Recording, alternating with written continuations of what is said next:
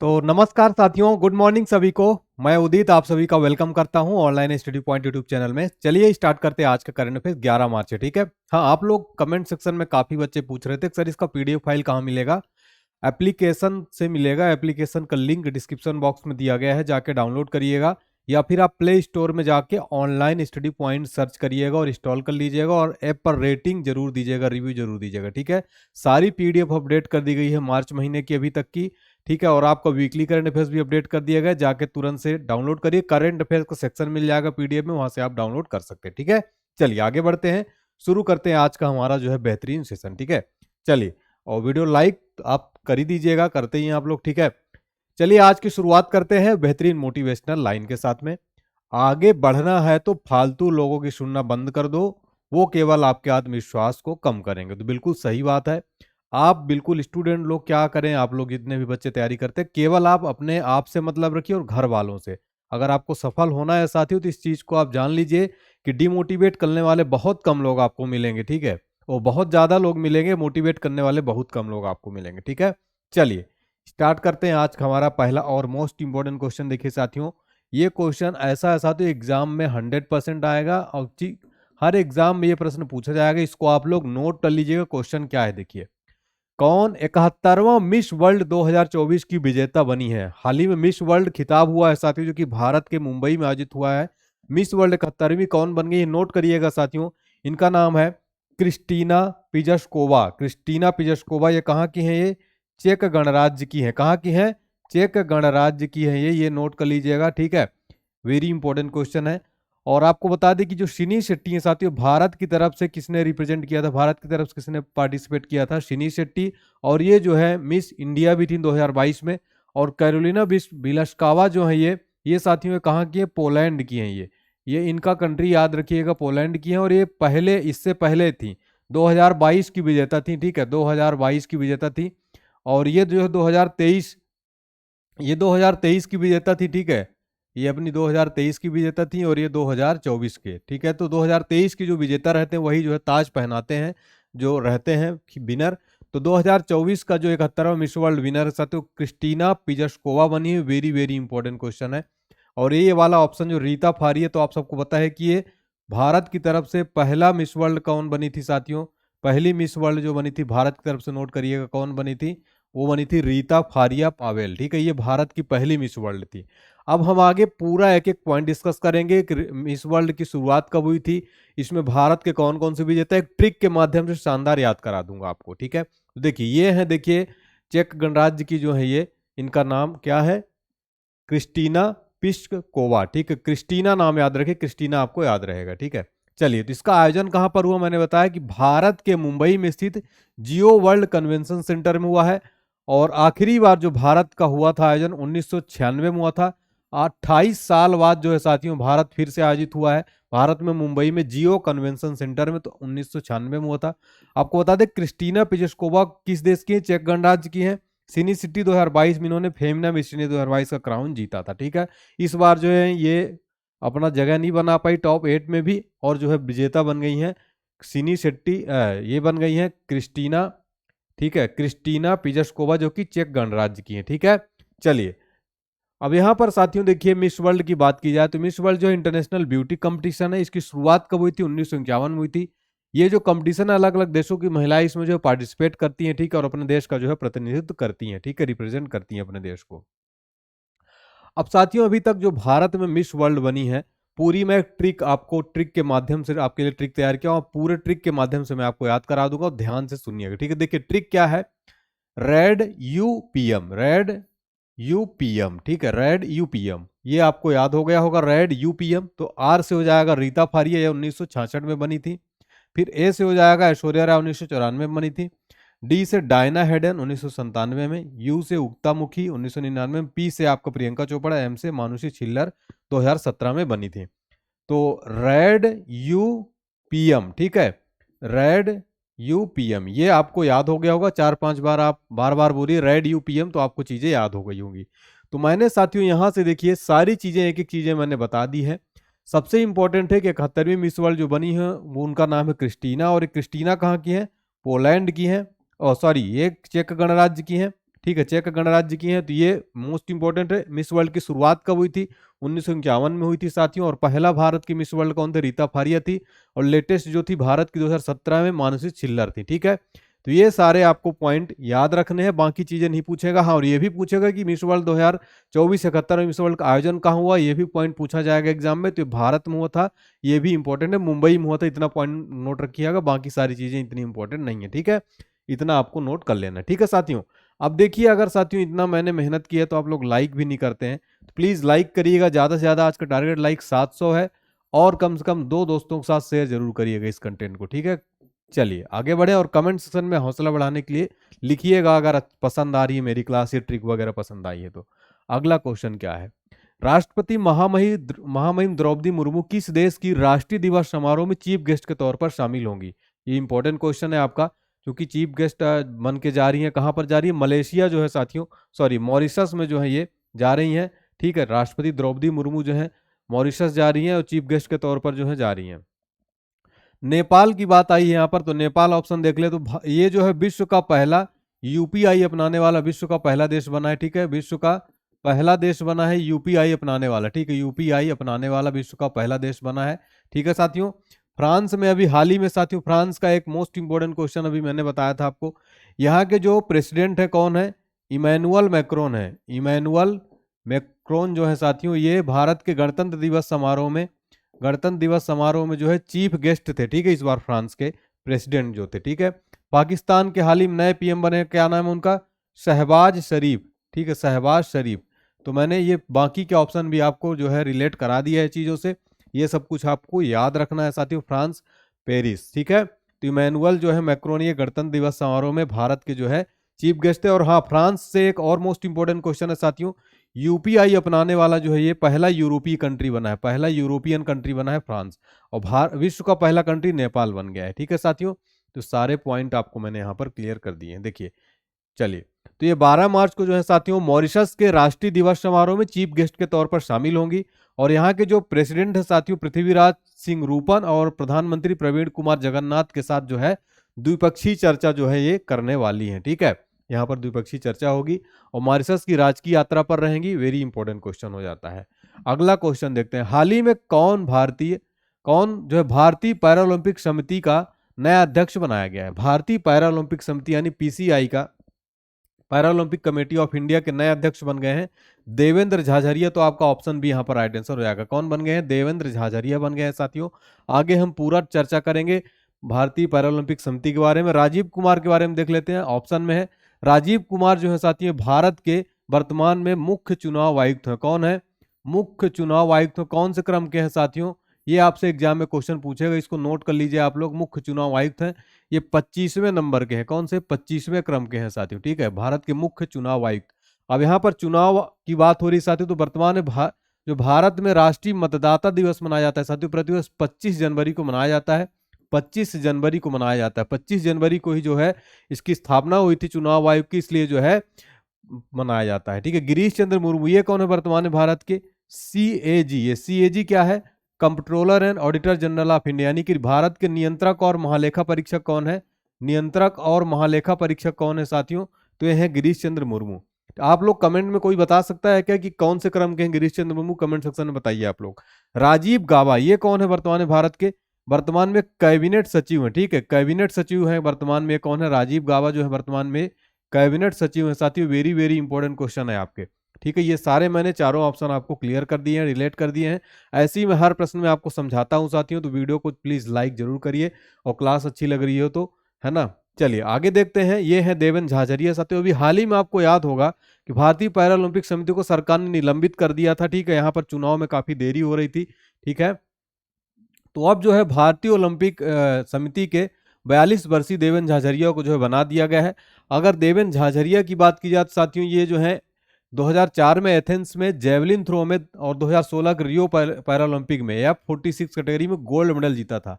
ठीक है, 2004 में और 2016 में जो है इन्होंने गोल्ड मेडल जीता था। इसके बाद जो इन्होंने साथियों 2021 में टोक्यो पैरालंपिक में रजत मेडल भी जीता था, और 2013 के वर्ल्ड चैंपियनशिप में गोल्ड, और 2015 में रजत, साथ साथ 2014 में एशियन पैरा गेम्स में रजत मेडल जीते थे। तो ये सारे पॉइंट भी आपके लिए इंपॉर्टेंट है, इसका एक बार स्क्रीनशॉट ले लीजिएगा आप लोग। ठीक है, चलिए, अगर बात की जाए साथियों भारतीय पैरालंपिक समिति के इसके प्रथम अध्यक्ष कौन थे? इसके प्रथम अध्यक्ष थे रतन सिंह।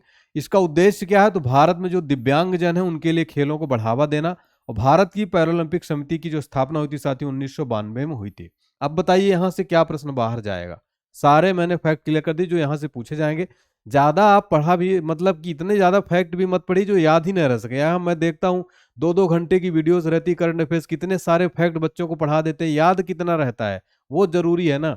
चलिए, चलो क्वेश्चन नंबर 4 है, टेस्ट क्रिकेट में 700 विकेट लेने वाले दुनिया के पहले तेज गेंदबाज कौन बने? यहां पर ये क्वेश्चन को ध्यान दीजिएगा। टेस्ट क्रिकेट में 700 विकेट लेने वाले दुनिया के पहले तेज गेंदबाज की बात हो रही, ठीक है। यहां पर तेज गेंदबाज, ये पॉइंट नोट करिएगा आप।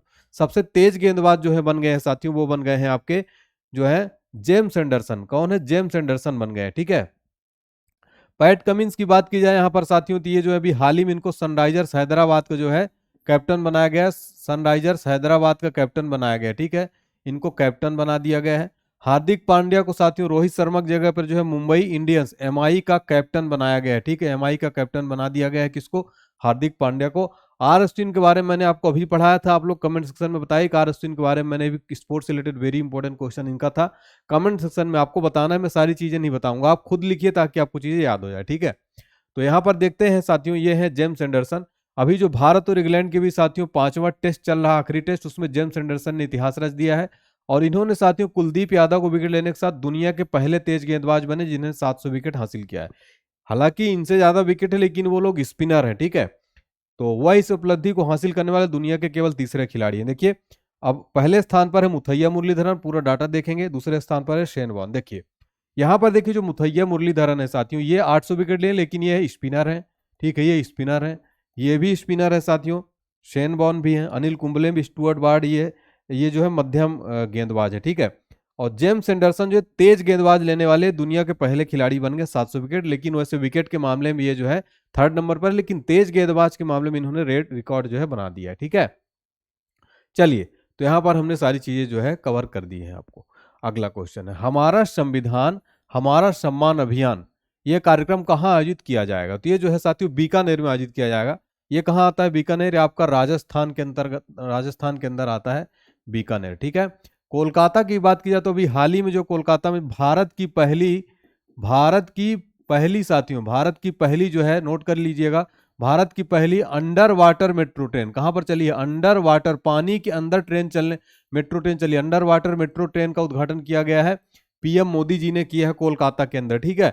बेंगलुरु में अब साथियों अभी हाल ही में भारत की पहली, यहां पर भी भारत की पहली, अभी मैंने आपको कल ही परसों पढ़ाया था, भारत की पहली जो है कौन सी ट्रेन चली है?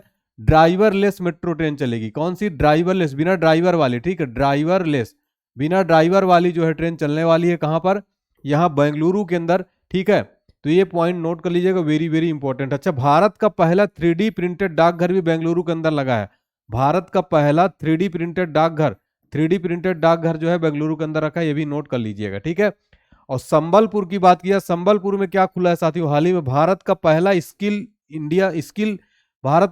स्किल इंडिया सेंटर जो उद्घाटन किया गया है। भारत का पहला स्किल इंडिया सेंटर का उद्घाटन किया गया। कहां पर? भारत का पहला स्किल इंडिया सेंटर कहां पर?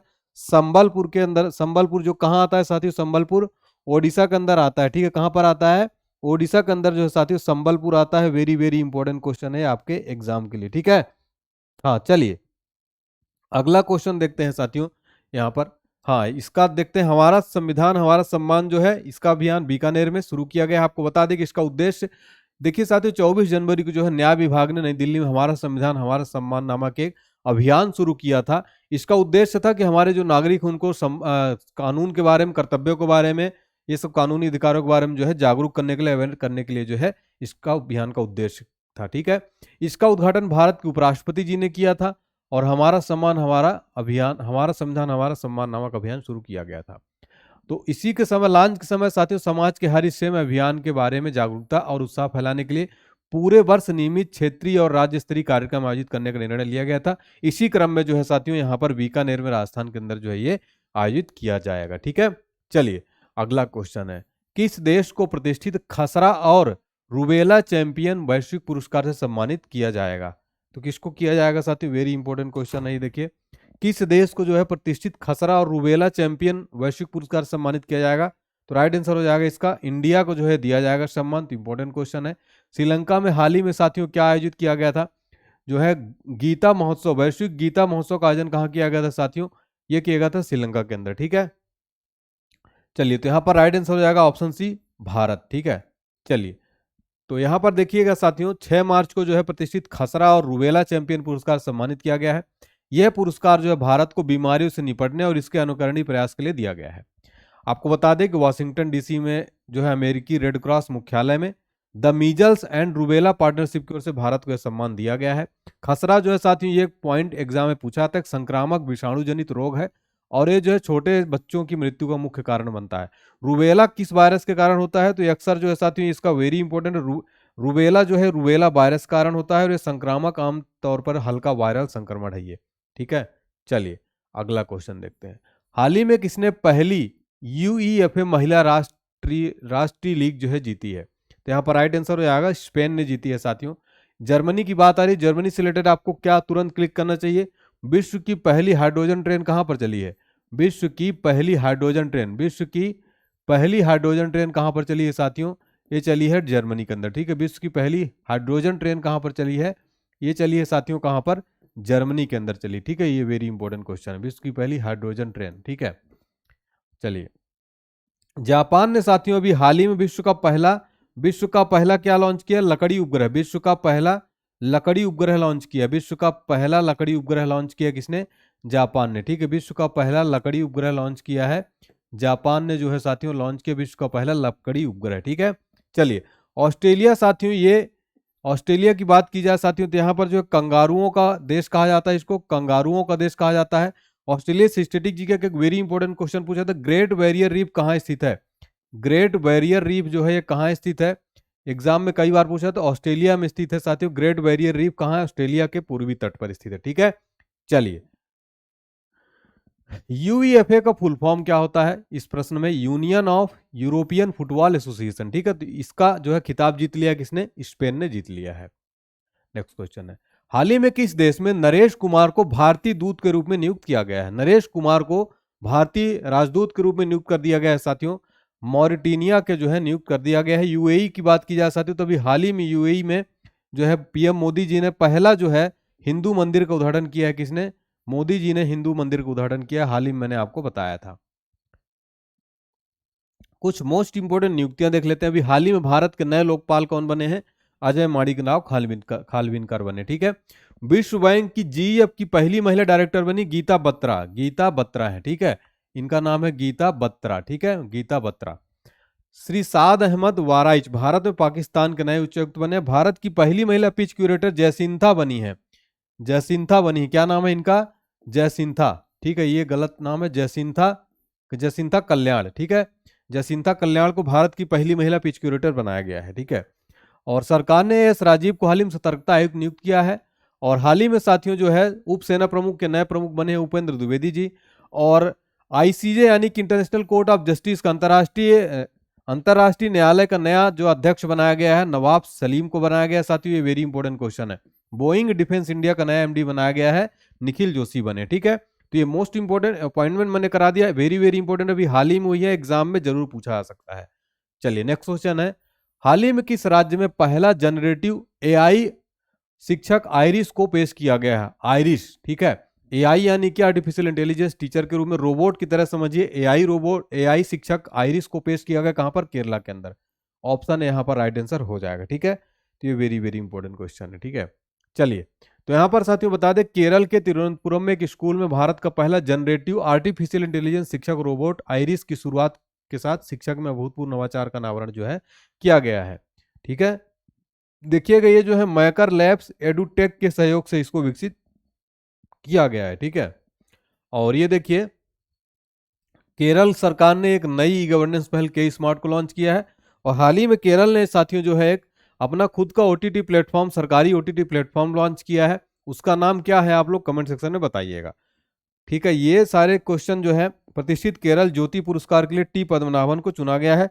बाकी साथियों यहाँ पर ये सारे क्वेश्चन इतने इंपॉर्टेंट, हाँ ये इंपॉर्टेंट, भारत की सबसे तेज सौर इलेक्ट्रॉनिक नाव बाराकूडा केरल में लॉन्च की गई भारत की सबसे तेज सौर इलेक्ट्रॉनिक नाव। ये पॉइंट इंपॉर्टेंट है, ठीक है। चलिए अब रिवीजन करते हैं, हम आज का करंट अफेयर्स कल का रिवीजन करते हैं फटाफट से। सैन्य गठबंधन नाटो का नया सदस्य कौन सा देश बना है? स्वीडन बना है। आरबीआई ने स्थानीय करेंसी को बढ़ावा देने के लिए किसके साथ समझौता किया है? बैंक इंडोनेशिया के साथ। भारतीय तटरक्षक बल किस देश के साथ सी डिफेंडर्स 2024 को आयोजन किया है? यूएसए के साथ। भारत की तीनों सेनाओं का संयुक्त अभ्यास भारत शक्ति का आयोजन कहाँ किया जाएगा? जैसलमेर में। अंतर्राष्ट्रीय सौर गठबंधन में कौन सा नया सदस्य बन गया है? पनामा और माल्टा भी बना है, ठीक है, पनामा। राष्ट्रपति द्रौपदी मुर्मू ने हाल ही में किसके साथ राज्यसभा के लिए मनोनीत किया? सुधा मूर्ति को, जो कि एक लेखक है। अंतर्राष्ट्रीय महिला दिवस प्रतिवर्ष 8 मार्च को मनाया जाता है। किस राज्य के मांजुली मुखौटे और पांडुलिपि पेंटिंग को जीआई टैग दर्जा मिला है? असम का है। भारत की पहली ड्राइवरलेस मेट्रो ट्रेन की शुरुआत कहां होगी? बेंगलुरु के अंदर होगी, ठीक है। चलिए आज का होमवर्क क्वेश्चन है, एबॉर्शन को संवैधानिक अधिकार का दर्जा देने वाला दुनिया का पहला देश कौन बना है? साथियों कमेंट सेक्शन में सभी स्टूडेंट बताएंगे। और साथियों देखिए, अगर आपको हमारा कंप्लीट चैप्टर वाइज ई बुक चाहिए, पीडीएफ चाहिए, जिसका प्राइस 131 रुपीज़ है, और कंप्लीट करंट अफेयर्स जनवरी से दिसंबर तक जिसका प्राइस कितना है? 99 है। इसको आप परचेज कर सकते हैं। आप इस नंबर पर कॉल भी कर सकते हैं, इस नंबर पर आप डायरेक्ट पेमेंट करके स्क्रीनशॉट भेज सकते हैं, या फिर आप यहाँ पर डायरेक्ट स्कैनर जो है ये, इसको स्कैन करके भी पेमेंट कर सकते हैं, स्क्रीनशॉट आप भेज सकते हैं। सॉरी। साथियों देखिए डिस्क्रिप्शन बॉक्स में व्हाट्सएप का लिंक दिया गया, आप डायरेक्ट मुझसे चैट कर सकते हैं। कुछ भी जानकारी चाहिए, अगर आपको पीडीएफ से रिलेटेड या फिर कोई भी क्यूरी है आपके मन में, आप सवाल करियर गाइडेंस से रिलेटेड, तो आप पूछ सकते हैं साथियों। और आप हमें सोशल मीडिया पर फॉलो कर लीजिए, इंस्टाग्राम पर स्कैन करके ऑनलाइन एचडी पॉइंट का टेलीग्राम चैनल है, यहाँ पर आपको पीडीएफ फाइल रेगुलर दी जाती है। एप्लीकेशन को भी जरूर डाउनलोड करिएगा। कमेंट सेक्शन में बताइएगा आपकी क्लास, आज की क्लास कैसी लगी आपको, ठीक है साथियों। चलिए मिलते हैं नेक्स्ट क्लास में साथियों, तब तक के लिए धन्यवाद साथियों। जय हिंद साथियों, जय भारत।